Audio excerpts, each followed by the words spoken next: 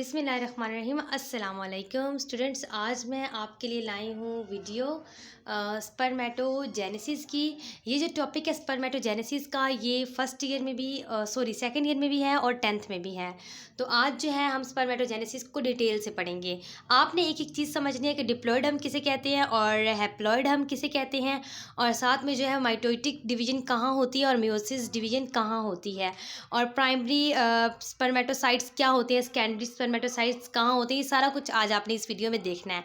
तो अगर आप वीडियो को ध्यान से देखेंगे तो आप इंजॉय करेंगे इसे और आपको ये अच्छे तरीके से समझ आएगी। तो सबसे पहले आपने जो हेडिंग है वो इस तरीके से देनी है, स्पर्मेटोजेनेसिस। सेकेंड ईयर की बुक में ये है, एक्स्ट्रा रीडिंग में है, लेकिन वो रीडिंग भी बहुत इंपॉर्टेंट है, पेपर में आ जाती होती है। और जो 10th क्लास है उसमें तो मेन टॉपिक है और जेनेसिस और स्पर्मेटोजेनेसिस। तो आज बात करते हैं स्पर्मेटोजेनेसिस की। तो सबसे पहले जो है वो डिप्लॉयड की बात करते हैं। डिप्लॉयड का मतलब होता है 2n, जहाँ पे भी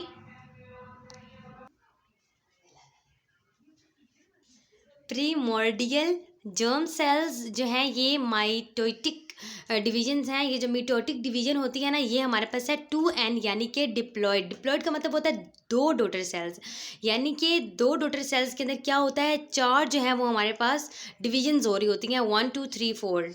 लेकिन जो है ये नेक्स्ट स्टेप में क्या होता है, ये सेम एज इट इज़ जो है वो 2n रह जाता है माइटोटिक डिवीजन के साथ। और फर्स्ट स्टेप को हम कहते हैं स्पर्मेटोगोनियल, यानी कि स्पर्म सेल्स। ये जो स्पर्म सेल्स हैं इसलिए हम इसे कहते हैं स्पर्मेटोगोनियल। और जो नेक्स्ट स्टेप है उसको हम कहते हैं स्पर्मेटोगोनियम। स्पर्मेटोगोनियम, इधर गोनियल था इधर गोनियम हो गया। इधर भी 2n ही रहेंगे, यानी कि ये भी डिप्लॉयड है। जहाँ पे भी 2n आ जाए आपने याद रखना है कि ये डिप्लॉयड की बात की जा रही है, इसलिए हम इनसे 2n लगा रहे हैं। ओके। और आप यहाँ पे अगर 2n की जगह ये जो है 4 माइटोटिक डिवीजन भी बना देते हैं ना, इस तरीके से क्रोमोसोम्स बना देते हैं, तो वो भी बेस्ट रहता है।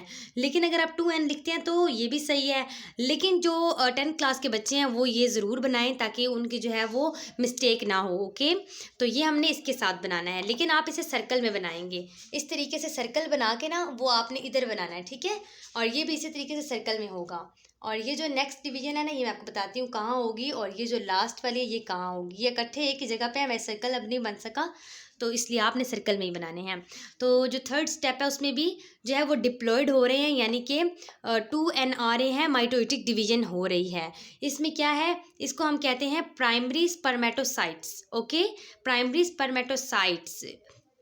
और इसके बाद जो है जो ये नेक्स्ट स्टेप है, इसमें जो है ये अलहदा हो रहे हैं, यानी एक एक डॉटर सेल जो है वो अलग अलग हो रहा है। जहाँ पे डॉटर सेल अलग अलग हो जाते हैं तो उसमें जो है दो जो है वो हार्मोन्स एक सेल के अंदर जाते हैं, यानी एक साइड पे, और दूसरे जो दो हैं वो दूसरी साइड पे जाते हैं। अब इनको हमने डिवाइड किया, ये जो ऊपर चार है इनको दो बनाया, तो अब ये दो जो से हैं वो कैसे होंगे, दो इसमें और दो इसमें। ओके। तो ये आपने डिवीजन बस ऐसे बनाने हैं, इसको ज़्यादा बढ़ा चढ़ा के बताने की ज़रूरत नहीं है। इसमें जो है ये मियोसिस 1 हो रहा है, क्योंकि इसमें जो है हमारे पास जो डिप्लॉयड हैं वो टूट रहे हैं, यानी कि वो अलहदा हो रहे हैं, वो बना रहे हैं डिप्लॉयड। ओके, सॉरी हैप्लॉयड बना रहे हैं।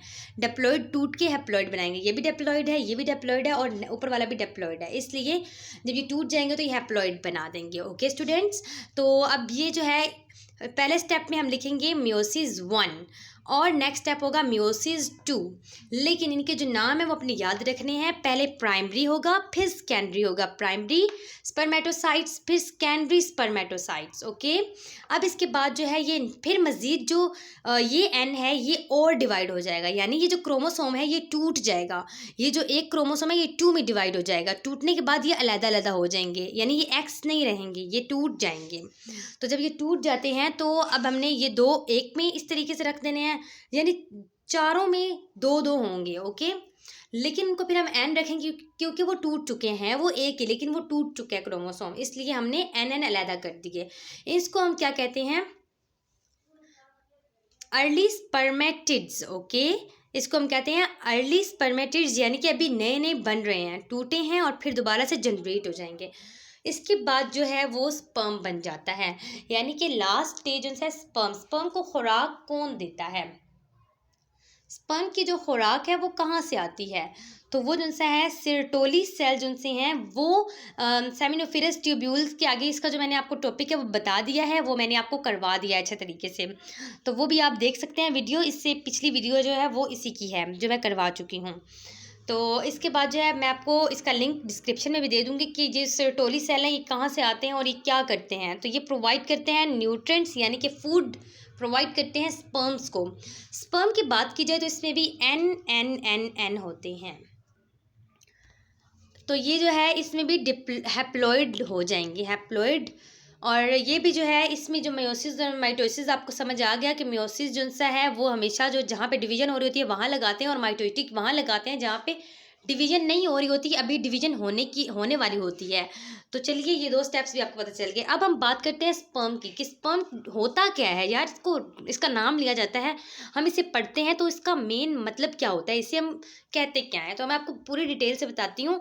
अगर आपने ये वीडियो देख ली तो आपको अच्छे से समझ आ जाएगी कि इसमें है क्या। तो यहाँ पे जो है हम स्पर्म की बात करते हैं।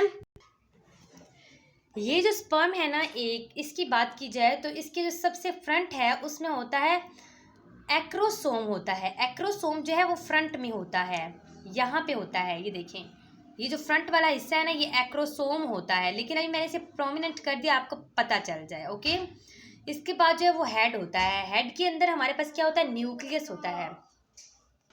नेक्स्ट जो है वो नेक है, नेक के अंदर क्या होता है, माइटोकॉन्ड्रिया होता है, जिसमें मिड पीस, ये मिड पीस होता है, मिड में होता है, इसलिए हम इसे मिड पीस भी कहते हैं, लेकिन इसमें माइटोकॉन्ड्रिया होता है। ओके, लास्ट में जो है वो टेल है, और टेल में हमारे पास जो है वो प्लाज्मा मेम्ब्रेन होती है। ये चीज़ें आपने अच्छे से याद रखनी है, अगर आपने ये याद ना रखी तो आपको कैसे पता चलेगा कि स्पर्म में क्या होता है। तो स्टूडेंट्स, अगर आपको ये वीडियो अच्छी लगी है, आपको ये तक कंप्लीट टॉपिक समझ आ गया है, तो मेरी वीडियो को ज़रूर लाइक कर दीजिएगा। और मैं थोड़ा सा बैक करके आपको यानी कि इस तरीके से थोड़ा दूर करके बता देती हूँ कि आप ये सब चीज़ें नोट कर लें। और ये जो मेन पॉइंट्स मैंने जो है वो रेक्टेंगल में किए हैं मार्कर के साथ प्रोमिनेंट, ये आप ज़रूर कर लीजिएगा।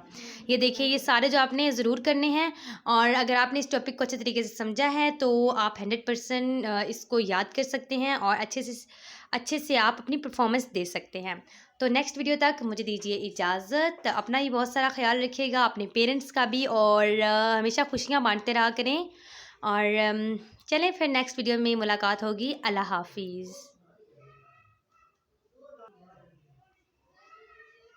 तो फिर बोल देना